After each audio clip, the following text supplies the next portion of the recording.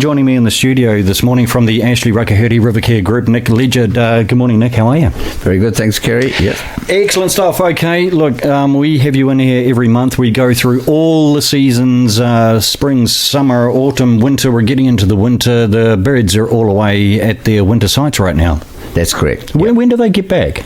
We start seeing the first arrive about August, September, more, and by October they're back into nesting full time and chicks, etc., etc. Whereabouts are the birds that usually nest on the Rakahuri? Where are they now? Well, the Ribble, which is of course the icon bird of the river, that's up in Auckland, Manukau Harbour and Firth of Thames area. That's where virtually the whole lot are. You can see flocks of 3,000 up there, and there's only 5,000 in the world.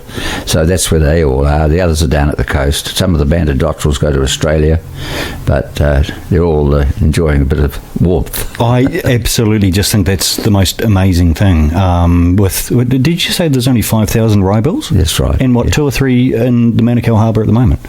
Thousands, yeah, that's what I mean. And probably more, yeah. Wow. And then they're all coming our way. Yes, that's right. And then they all set off down the west coast across the Nelson area to the east coast. One of their first stops in the South Island is the Rakahuri estuary, down at the Waikuku. Yeah. And then they filter further south, most of them. It is absolutely fascinating. It just is, because these little computer brains inside the birds, it's just, I'm going to there, and that GPS location, and they going back to it every year. That's right. There's one particular bird on the Rakahuri that's for the last 8 years gone to exactly the same spot. I can almost point to where it's going to nest. Isn't that fantastic? Yeah. For me, it is fantastic. What does the group do when all the birds are away? This time of the year, we're obviously not doing hardly anything on the river. Weed control is one thing. One of the threats is they must have clean shingle and weeds, particularly lupins, gorse broom, etc. So we've actually had a few very successful volunteer days where people go down. Went there not so long ago with the Loboon school and take the kids out in the middle there and pulled out a couple of weeds and say, that's what you've got to do. And they say, what do you mean? We're allowed to actually wreck things? I said, go. As long as it's a weed and you can pull it, that's fine. Yeah, and you see them just scatter all over the place, usually trying to take on the biggest weed they can find. Yep. But no, it's very useful for us. It's one of the few occasions we have where there's no real skill involved, and also there's the health and safety is minimal because there's no water in the river at this time of the year, bugger all anyway. But that's actually a really good thing, getting the kids involved. Start them young, and then they carry on looking after the place for the next 50, 60 years. I couldn't agree more. No, it's number one awareness area, schools. Brilliant. Okay, the birds are away, the school children are in school at the moment. What about the predators on the riverbank? What happens with them during winter? Well, they don't move away, of course. They're on site, and we catch more in the autumn, winter. The food sources are more restricted, of course, and so our battle with predators is always ongoing, and even though we've been going for 20 years, we're still catching the same number, and rats have gone up and hedgehogs have gone down and things like that, but you could say we're holding the line. We'd love to get it down to minimal, but it's a real battle. Is there any way that we can help in doing that? When I say we, the community, is there any way that we can help? Well, as you can imagine, the river goes from east to west, west to east at least, and it's got a boundary from the main fairway, goes out a wee way, and then you've got a stop bank, and then you've got public land. We just trap on the fairway and in the berm, naturally where the new ones come from, the farmland alongside.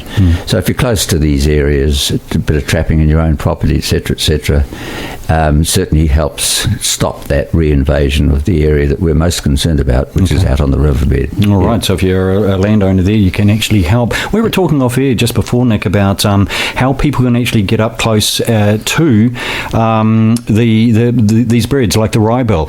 You can't just walk up to them and have a close look. Is there any other way that we humans can get really, really close? Like, are there stuffed animals, or are there 3D printing, that sort of thing? That's a really good point, Kerry, because I talk to schools quite a bit. We have the stuffed animals, stuffed predators and things, and I hesitate to show those early on because kids look straight at them and say, "Oh, aren't they cute? Can I touch them?" etc., etc. And the hardest message is to tell them those are the things that we're trying to get rid of. Yeah. And the things we want is, you can show them a picture, but everybody knows pictures, and it's probably 5 times life size. It's not realistic. So a realistic little model, like, say, a stuffed bird, but you can't get stuffed birds. You're not allowed them. And stuffed birds get scruffy very quick. You can't handle them. Yeah. So we've actually, and I think we might be the first people in New Zealand to do this, had some 3D printed. Somebody, we went to Te Papa Museum, and they very happily pulled out their best specimens. We got the 3D images from those, which you can electronically put on a 3D printer, and then we paint those. And this is, I'm talking about the last 2 or 3, 4 months where we've managed to get on top of this. And so next time I'm talking to kids, I can actually say, what we're trying to protect is this. And it's, oh, aren't they small? Yes. That's right. That's exactly what they are. And it looks like this. And to have that visual aid is a real breakthrough for us. I think that's actually an incredibly good idea. And Nick, next time that you come in, or Judith, for the monthly chat, if you've got 1 or 2 available, let's bring them in and sort of show to scale, like in photos, and we'll chuck them up on Facebook. We'd definitely bring one in, but you have to keep the window shut, Kerry, because they might fly out.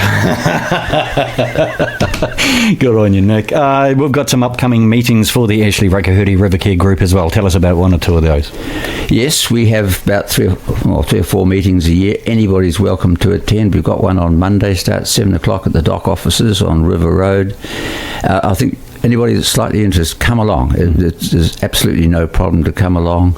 Obviously, it's the normal business of finances and things, but we also have a very interesting talk where Grant Davey, one of our members on Monday, is going to give, he's a superb photographer, he's going to give stories from the river, all the little incidents and odd things that he's seen and photographed, etc. So people would thoroughly enjoy that. So come along, 7 o'clock Monday morning at the dock offices on River Road. You said Monday morning. Is it Monday? Or did I say Monday morning? You did say Monday morning. So it's 78 years old, Kerry. I'm starting to get things mixed up. Tell me about it. No, it's Monday evening, yes. 7 o'clock. They turn up at 7 o'clock in the morning if they like, but no. If you do, take breakfast. Okay, from the Ashley Rakahuri River Care Group, Nick Ledgard popping on in for a monthly chat. Thanks, Nick. We appreciate it. And I'm looking forward to seeing 1 or 2 of these 3 printed birds so that we can, as I say, give a scale, have a real close look at it, and put it up everywhere that we can to help the River Care Group out. Thanks, Kerry. We'll chat to you again next month. Compass FM.